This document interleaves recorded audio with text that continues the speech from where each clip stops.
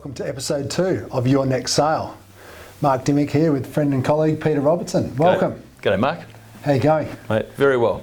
How are you finding things in the market? Look, it's really interesting. The spring uplift is definitely happening. I think that's combined this year with a bit of a damming up effect of some events happening at the end of the last financial year. Yes. I think we're going to see a lot more activity across the marketplace in the new financial year going forwards than we saw probably in the latter half of the last financial year. So I think, look, really positive, really busy. A lot more buyers out and about, people having a go and making offers and engaging with us a lot more with our clients. Yes. And I think we're seeing sellers coming forwards as well. You know, appraisal activity is going up, planning, scheduling ahead for launches between now and Christmas. Busy time of the year. It's definitely, good. Definitely. Yeah, I agree. And obviously the Perth market, but being in different markets, one, me being south of the river, you being in the western suburbs, it's interesting to see the ebbs and flows of the market and of those big changes and how it works. Because I've noticed previously that sometimes you're flat out in the western suburbs with new properties coming on and people writing up offers, whereas not so much south of the river. Yep. And then vice versa, obviously. Yeah, it's interesting. Look, the real estate market is definitely cyclical, and we see that on a macro scale, so nationally, and then we can zoom in and see the differences or the ebb and flow between the major cities on the east coast and the west coast, and then you can, micro that down further to the suburbs around Perth and exactly what we're talking about within the catchment of our office and our team. We're seeing some of us, as we said before, I think the team of 10 salespeople. Yep. Some of us will have weeks when we're flat out and other members on the team are quiet. Definitely. So different pockets are responding differently to what's going on in the marketplace. Yep. So let's get into it, mate. Okay. What do you want to talk about today? Look, something that we get asked a lot, and we thought this would be a good value add for the people watching and listening and reading what we're putting out with our content. The explanation around the no price or the fuzzy price marketing that we see in the marketplace. Yes, it gets asked all the time. All the time. This has been a trend. So what we're talking about is when there isn't a specific price on a property, so there isn't a specific asking price or a specific from price. When you either have completely no price marketing, like an auction campaign where the agent says, look, we're not giving any kind of a price guide whatsoever. We'll come back and have a chat about that, how to handle it. When there's a price guide, for example, low, mid and high, be that low ones, mid ones, high ones, or all the way through the spectrum, low 9 millions, mid 9 millions, high 9 millions, etc. So let's start off with the no price. What are the options? Because there's an abundance of them. The main clusters that we'd put into the no price marketing would be auctions, closing date sales, offers invited. Contact agent. Contact agent. To a lesser extent, you don't see it so much anymore, but EOI, expressions of interest. Yes, I don't see that a lot. Okay, no indication. Okay, if there's no price guide at all, to helping our viewers who are buyers and thinking, how do you tackle that? Look, I would always ask the agent for a price guide, even if one isn't published online or in the marketing. I'd say, look, can you give me a price guide? What kind of range are we talking about? What do you say to your sellers when you categorically know that with a no price guide marketing campaign, there are buyers that will not contact you, categorically will not phone up to say what price guide, will not email to ask what price guide, will not come to the home open to ask the same thing? There are obviously people out there that will come in and ask that question because they're of interest, and there is so much no price point marketing going on at the moment in the activity, but there are still people that you will hands down miss. I'm not a fan at all actually of saying there's no price guide at all. So I would always say to my sellers, it's prudent to offer a guide, some gold posts for buyers so they can understand if this is broadly within their price bracket or not. If it seems to be sitting above their price bracket, quite often I'd still encourage people to come and have a look. If they're said, look, let's say I'm selling something for high twos, and I get someone comes and says, what does this mean? We'll come back to that in a sec. But it turns out through that conversation that they're perhaps looking more mid twos, low to mid twos. I'd still say, look, come and have a look. Come through, have a look at the property, see how its attributes, its features, its benefits resonate with you, and how that works, and that will help them understand the market. And also, I've often found that if someone really loves a property, they'll probably find that those extra resources or stretch that bit further to see if they can participate with it.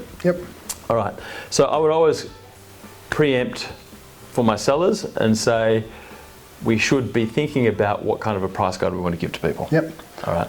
So on the price guide, let's say that we believe that it's worth 2.75-ish.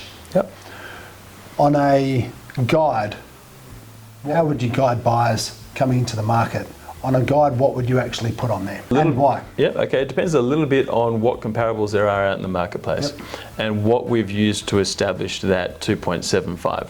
Because just coming back to that low, middle and high, really a low ones would mean 1 to about 1.35, 1.3, 1.35. Mid ones is kind of about 1.35 through to maybe about 1.7 approximately. And then high ones would be typically 1.7 approximately again up to the 2. Up to the 2. All right. So where it is takes some refinement is if you have a property, think 1.75 as an example, that's sitting between the low to the high. And it depends a little bit on the market activity, how many people we think are out there for that. It also depends on price point, because at a specific price point, say from things north of 5 mil, for example, you can actually go early to mid. So you can give that 10% variation, which is that 500 grand variation. Obviously on the lower price point properties, you can't have $500,000. Yeah, correct. If it's 1.75, I'd say, look, let's run this with offers from mid to high ones.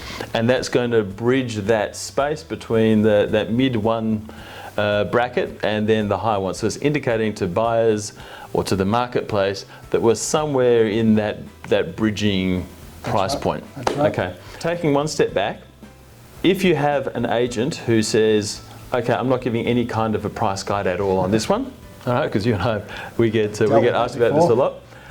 I would, as a buyer, as someone in the marketplace dealing with that situation, then ask them for the comparables. So I'd say, okay, great, you're not giving me a price guide, but can you give me some comparable sales from the area, both sold and for sale, that you think I should be considering as a reference point around this property? I've dealt with an agent before when I've called up on behalf of a buyer. He categorically said no comparables and no price guide.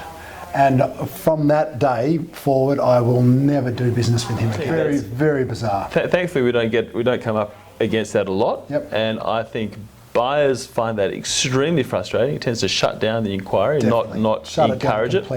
And it shuts down probably other agents trying to work with buyers in conjunction. So I'm not a fan of that. And so I'd ask for the comparables. If the agent wouldn't give me any comparables, I'd say come and give either Mark or myself a call, and we'll give you the comparables as we see it around that property. And that's going to give you some basis or some reference points to try and guide things around. So then we come to the point where the agent says, okay, we'll give you a price guide. Now I get this as well when I've given a price guide, as an example, high ones, we'll stay in the 1 mils for the purpose of the exercise. I've said, look, it's in the marketplace, it's in the marketing literature, high ones, price guide, and people come say, can you give us a price? So I think we should also cover off why we don't put a specific price on a property, where this, shall we say, fuzzy pricing with a broad price range comes from and why, and how to tackle that again as a buyer in the marketplace looking at those properties. Certainly not one size fits all when it comes to marketing. There is all these different strategies. They all have a value at some point or another. The only one that I think we've agreed we're not keen on is to say there's no price guide. There's no price on it whatsoever. We're not going to give you any comparables. We're not going to tell you anything about the marketplace, and you just go and sort it out yourself. Good luck. Good luck, because that's really rude. Well, it's rude. It's unprofessional. It's very unprofessional. It's also counterproductive. I mean, we're here to. I couldn't believe how much that put me on the back foot, and has actually stopped me from contacting this agent over the past now. Seriously, that was probably 7 years ago. There you go. So I'm sure that agent has got buyers that they've dealt with the same way who would feel exactly the same. So we're not fans, clearly, you can pick up, of the not helping clients at all. We think that's a bit silly. There's clearly questions that as a buyer, if you're looking or if you're faced with this fuzzy or non-specific price marketing, what you can ask, the comparables. Don't be afraid to ask for comparables. Ask the questions, ask for the comps, get a sense of the market, ask for some reports. What's the market been doing statistically? Is the housing market trending upwards, downwards, flat? A lot of people make some assumptions about that are quite often wrong when you look at the hard data.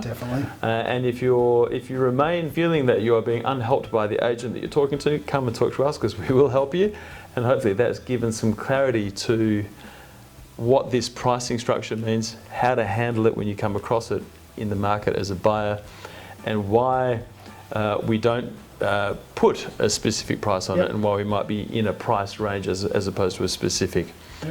Anything else you think we can add to this one to round it off for our I viewers? think it wraps it up, mate. I'm very excited. This is episode 2.